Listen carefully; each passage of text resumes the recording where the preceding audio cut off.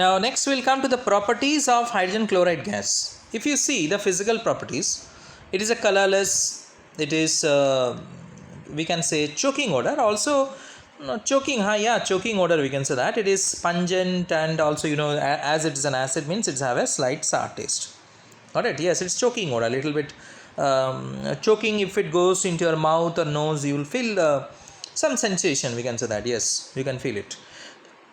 Now next is if you see the nature still further, it is not poisonous.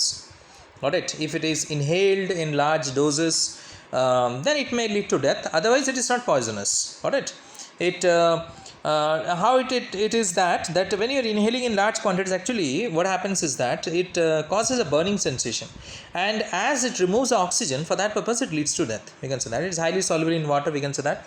I have already said you about it, that one volume of water can dissolve 452 volumes of HCl. That is 1 liter of water can dissolve 452 liters of HCl.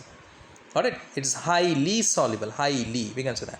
And we don't require that boiling, freezing and all those things. You forget about it. This much only remember it. It's colorless, it is having a slightly choking odor, it is non-poisonous, but in large doses it may lead to death.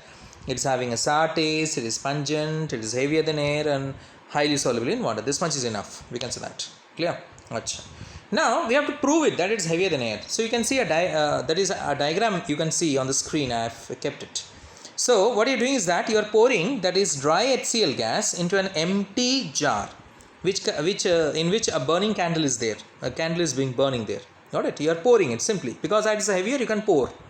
Alright, just you invert it, you will see the HCl gas will come down. Alright, that is known as pouring. It's not that like pouring of water, you can see it.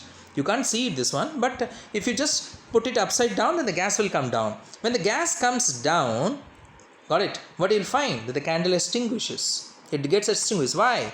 Because it displaces, just now I said you, displaces oxygen. As it displaces oxygen, and as it is heavier, it is going to come down. Suppose it would have been lighter, then it would have been gone up. But instead of going up, it comes down. So it proves that it is heavier, and hence a burning candle get extinguished because it displaces the air. Alright, so this experiment clearly shows that HCl is heavier than air. Next is HCl is what you can say highly soluble, and it is also acidic in nature. How can you show that? The next experiment we will see a very famous one, the fountain experiment. Alright, you can see the fountain experiment. Now in the fountain experiment, what we are going to do, as you can see, I have taken a trough containing blue litmus solution. I have taken a gas, not jar, I should say, a round bottom flask containing what you can say dry HCl gas. Alright, and I have taken a dropper which is filled with water.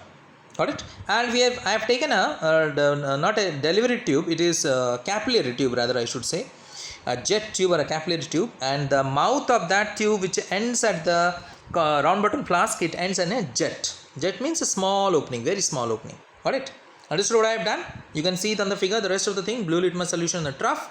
I have taken dry HCl gas on a round bottom flask. I have taken a dropper which contains some water, and capillary tube I have taken. So what is going to happen, you see? What I am going to do, very simple thing I am going to do is that after setting the apparatus, after setting this experiment, what I am going to do is that as I said I am going to just take this dropper, I am going to press it, the water. Alright, on pressing the dropper, the water will come out, as you can see it here. Clear? It will create a partial vacuum inside the flask. Now what do you mean by that?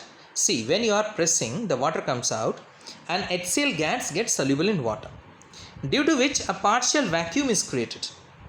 Got it? That means the outside pressure being higher, isn't it? Definitely, because pressure gets lowered, the water HCl gets soluble in water.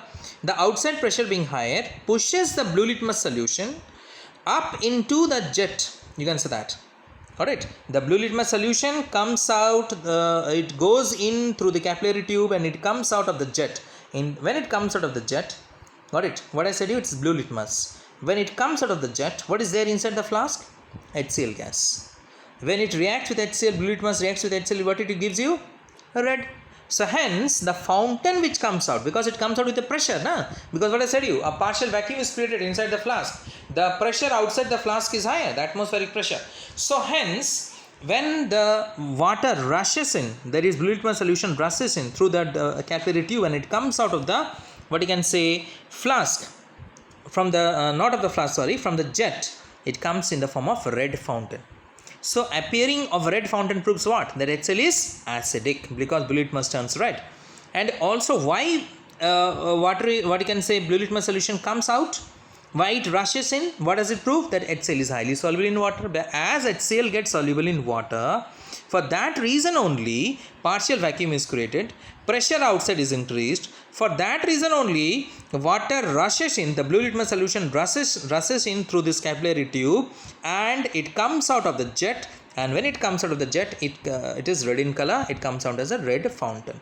So this experiment clearly proves, the fountain experiment clearly proves that HCl gas is highly soluble in water and it is acidic in nature. I hope it is clear, the two, what you can say, properties which I have said, the physical properties. First of all, HCl is heavier than air, and the next HCl is highly soluble in water. Thank you.